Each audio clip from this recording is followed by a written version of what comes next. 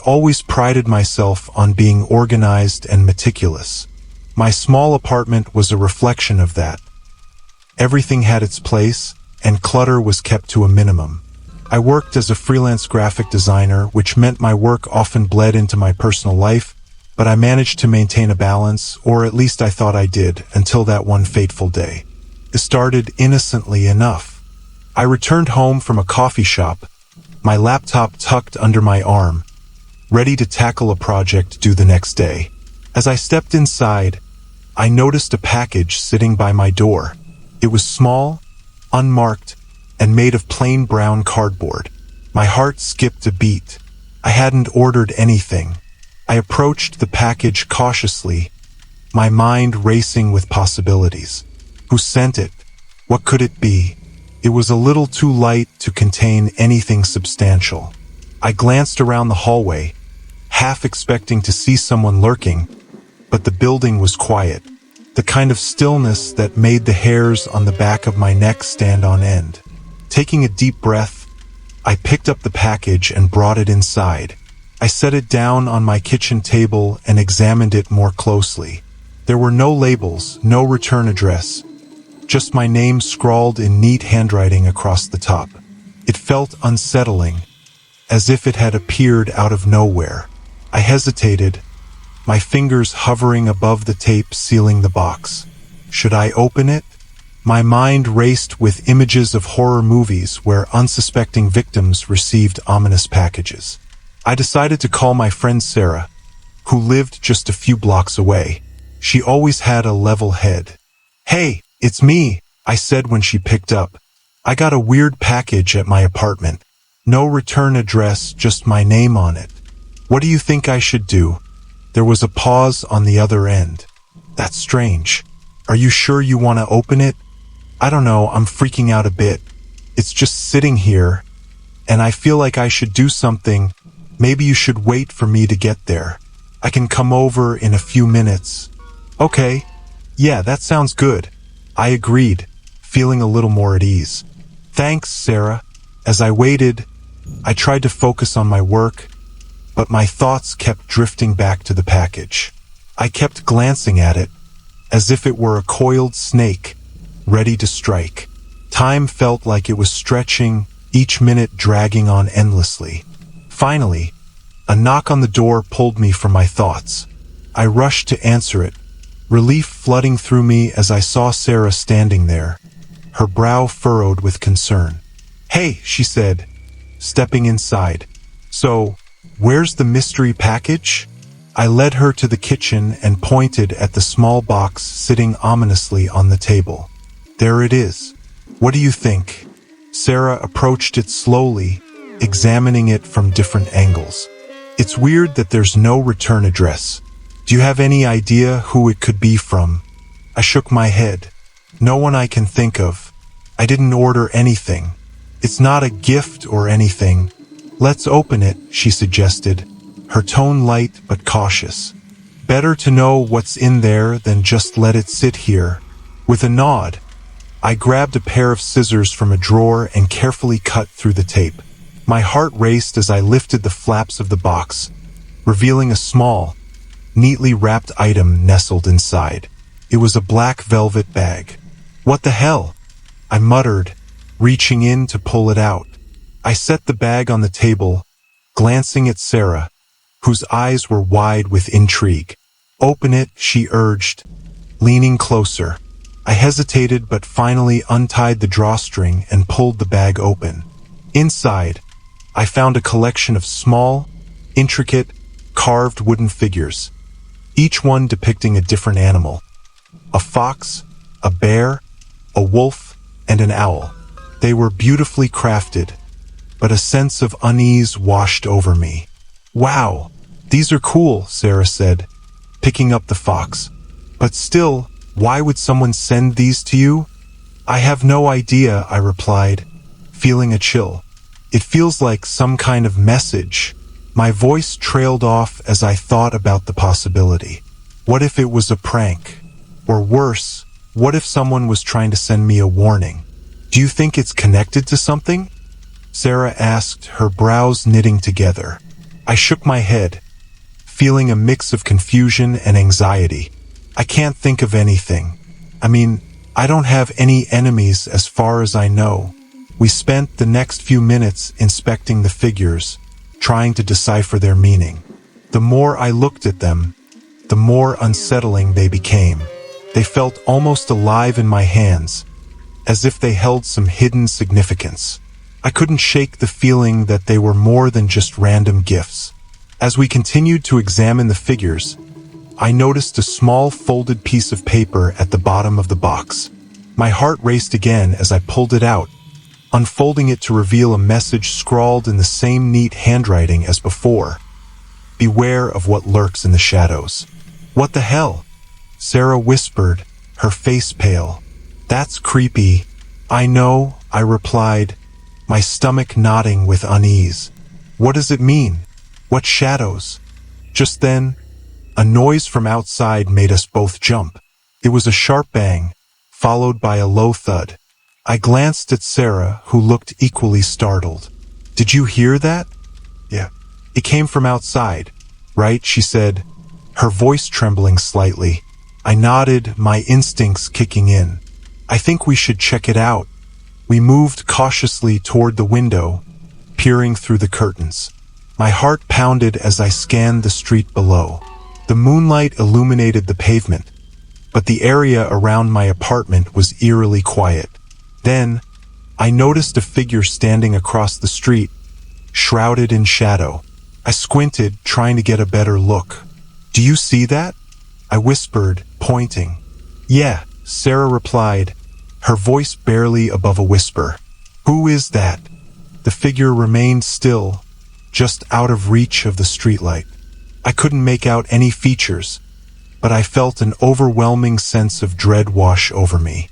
Something about the way they stood, motionless, lurking, sent chills down my spine. Should we call someone? Sarah suggested, her eyes wide with fear. Maybe, I said, but I didn't move.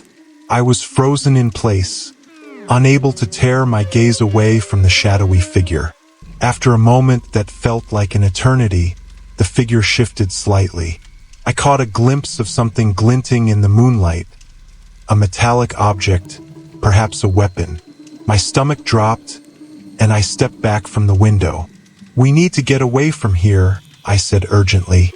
We can't just stand here, Sarah agreed, her voice trembling. What do we do? I grabbed my phone, my hand shaking as I dialed 911. As the operator picked up, I could feel the figure outside moving slowly, crossing the street toward my building. My heart raced as I tried to explain the situation, my voice shaky. Please, there's someone outside my apartment. I think they might be dangerous. Can you describe the person? The operator asked calmly. I glanced back at the window, and my heart dropped. The figure had stopped directly beneath the streetlight. His face was now visible. It was a man, his features obscured, but his expression unreadable. He was staring directly at my window. I can't see clearly, I stammered, feeling the weight of his gaze. He's just standing there. Stay inside and keep the doors locked. Help is on the way, the operator assured me. I hung up, my pulse racing as I turned back to Sarah. They're sending someone. Just then, there was another loud bang from outside, followed by the sound of shattering glass. I jumped back, my heart pounding in my chest. The man was now at the door, his fist raised, ready to strike. Call the police, I shouted, scrambling for my phone again. But before I could dial, the door shuddered violently as he slammed against it, the sound echoing through the apartment. Let me in, he shouted, his voice a low growl. I know you're in there. Fear coursed through me, and I grabbed Sarah's arm, pulling her toward the back of the apartment. We need to hide now. We rushed into my bedroom and crouched behind the bed, our breaths quickening as we listened to the chaos outside. The man continued to pound on the door, his voice growing more frantic and angry. Open up. You can't hide from me, he yelled, each word laced with rage. I felt like I was suffocating, the walls closing in around me. What does he want? I whispered, glancing at Sarah, who looked terrified. I don't know, she replied, her voice barely above a whisper. But we can't let him in. Just as I thought we might have a moment of calm, there was another crash, and I heard the sound of splintering wood. The doorframe was cracking, and I realized he was forcing his way in. Stay quiet, I urged, holding my breath as we pressed ourselves against the wall. The door burst open, the man's silhouette framed in the doorway. A twisted grin spread across his face. I can smell you, he sneered, stepping into the apartment. Panic surged through me, and I grabbed a lamp from the nightstand, ready to defend myself. But before I could react, Sarah pulled me back, her eyes wide with fear. Don't, she hissed. He might have a weapon. The man moved through the apartment, searching for us, his footsteps heavy and deliberate. You can't escape, he taunted. I'm just here to have a little fun. Just then, I heard the distant sound of sirens approaching, growing louder by the second. I felt a flicker of hope, but I knew we had to stay quiet. The man paused, listening intently.